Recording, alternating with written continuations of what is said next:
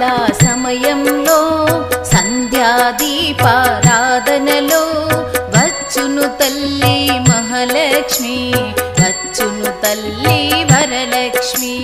సాయంకాల సమయములో సంధ్యాదీపారాధనలో వచ్చును తల్లి మహాలక్ష్మి, వచ్చును తల్లి వరలక్ష్మి.